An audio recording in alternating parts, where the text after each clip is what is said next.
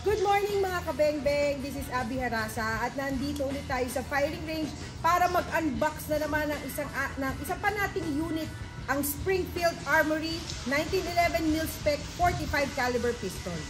So tara, ito yung lagayan niya, ito yung box. Tapos sa loob, and dito yung unit na nasa bag. May kasama siyang manual. May kasama rin siyang lock ng ating unit. So tara, buksan natin tong bag. At dito yung 1911 natin na unit. So ito ang ating mil-spec ng Springfield Armory. Meron siyang fixed combat sights na 3-dot, GI recoil system, wood grips, tapos 5 inches match grade barrel, at ang kulay nga pala nito stainless. Pero meron pang isang color na available ito, yung parkerized ang finish niya. So paano mga kabengbeng? Tara, samahan niyo ko at testingin natin tong Springfield Armory 1911 mil-spec 45 caliber pistol. Tara, subukan na natin iputok using FMJ na bala. Firing.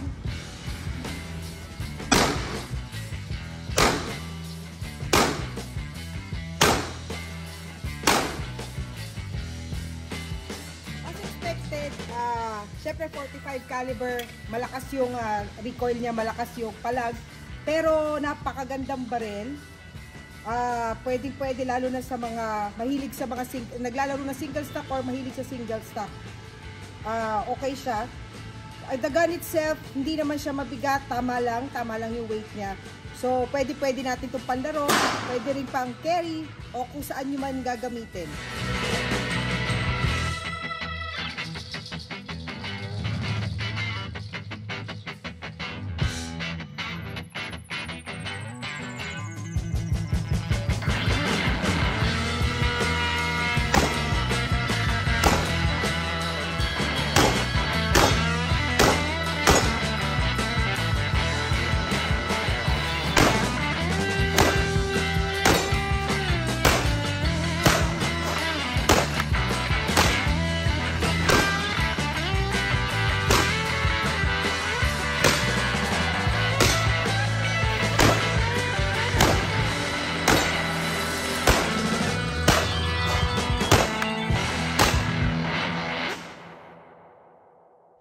So yun na mga kabengbeng, nakatapos na ulit tayo na isa pa nating unboxing ngayon, ang Springfield 1911 mil-spec 45 caliber pistol. Single stock pistol siya.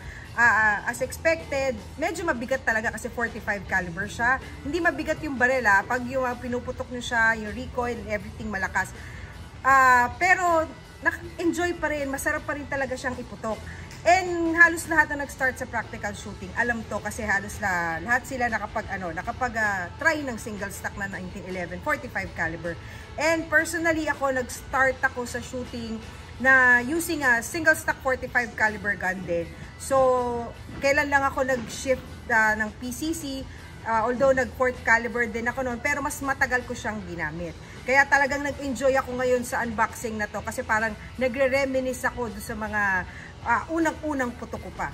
So paano mga kabengbeng? Sa mga nanonood ng mga videos ko at sa mga nanonood ngayon, kung di pa kayo naka-like and follow sa aking Facebook page, please like and follow Kabengbeng Abby Facebook page and Espinelli Trading Facebook page. So paano mga kabengbeng? Kita-kits ulit tayo